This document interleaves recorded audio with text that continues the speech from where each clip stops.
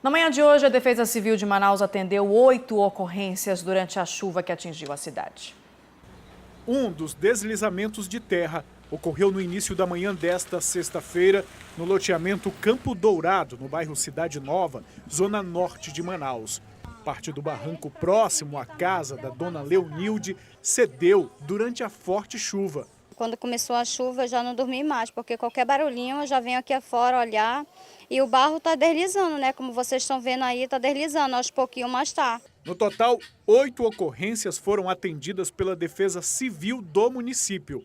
Em nenhum dos casos teve registro de feridos. A mais grave na minha avaliação é a da Rua 13, no Jardim Mauá, onde existe uma vossoroca e veio a deslizar novamente. Tem uma casa que a pessoa já saiu da casa, a gente vai colocar ela no auxílio aluguel e a CEMIF, que já está lá fazendo o trabalho, vai continuar a obra lá na vossoroca.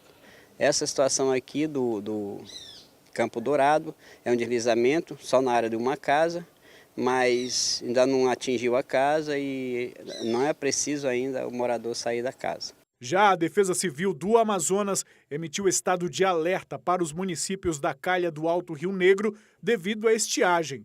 São Gabriel da Cachoeira, Santa Isabel do Rio Negro e Barcelos. O órgão já se prepara para atuar de forma efetiva em uma situação de emergência. E a circulação do vírus da raiva em áreas rurais do Amazonas preocupa as autoridades de saúde. Para prevenir um possível surto da doença, agentes de 16 municípios foram treinados para identificar, capturar e conter os morcegos transmissores.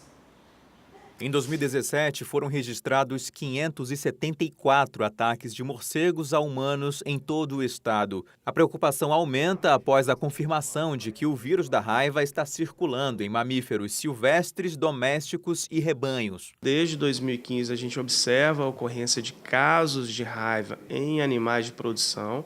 Isso demonstra a circulação do vírus no estado e, a partir daí, as medidas de controle são adotadas, dentre elas as campanhas de vacinação antirrábica, principalmente de cães e gatos, que são os principais transmissores no ambiente urbano, e as ações de vigilância e o tratamento adequado em pessoas que são agredidas por animais, dentre eles agressões por morcegos hematófagos, que é comum aqui no estado.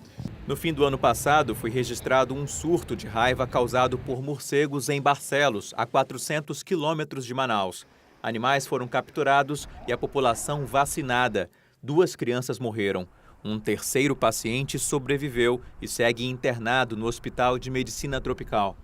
Na Amazônia existem 146 espécies de morcegos. 3 se alimentam de sangue e apenas uma, a Desmondus rotundus, ataca seres humanos. Essa é a única espécie que o IBAMA autoriza a captura e controle populacional.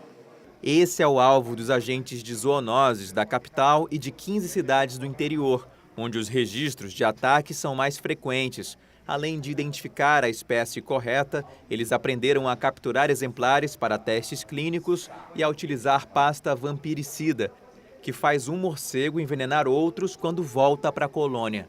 É um animal que necessita se alimentar toda noite. E para se alimentar ele tem que morder um ou outro animal, principalmente mamíferos, né?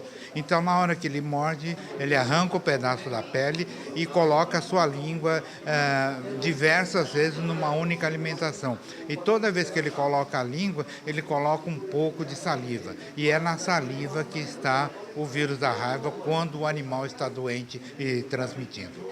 À população cabe usar telas e outras barreiras para evitar o contato com morcegos, vacinar animais domésticos e rebanhos e, em caso de ataque, procurar imediatamente um posto de saúde para tomar a vacina e o soro antirrábico.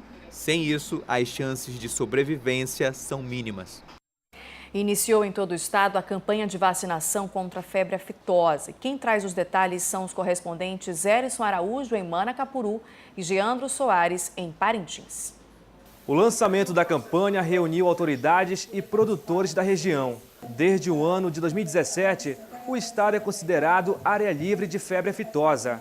E para se manter livre da doença, vacinar o rebanho é indispensável. É uma etapa das mais importantes que nós temos, por nós já nos encontrarmos livres de febre aftosa, né, com vacinação.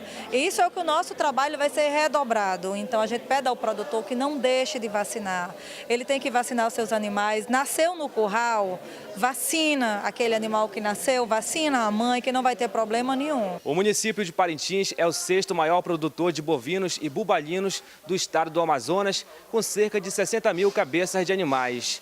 A campanha segue até o dia 30 de abril e a meta é vacinar 100% do rebanho. O rebanho de Manacapuru é de mais de 15.500 cabeças de gado e o município conta com 2 postos de comercialização da vacina. A expectativa é que 95% do rebanho do município seja vacinado nesta primeira fase da campanha. Que é muito bom para o serviço de defesa, porque a gente já garante que pelo menos 95% desse rebanho está imunizado e o restante a gente alcança através das fiscalizações oficiais, de vacina oficial, vacina assistida. Em todo o Amazonas, 16 municípios contam com postos credenciados para a comercialização da vacina. E naqueles municípios em que a situação ela é insignificante economicamente, aí o IDAM está fazendo essa distribuição e cobrando um valor para o produtor. Após vacinar o rebanho, o criador precisa informar a ADAF.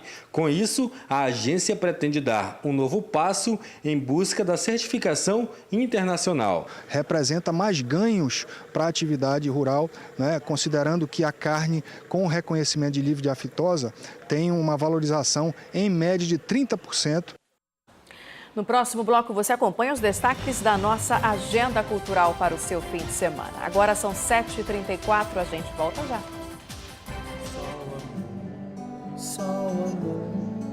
Quando a gente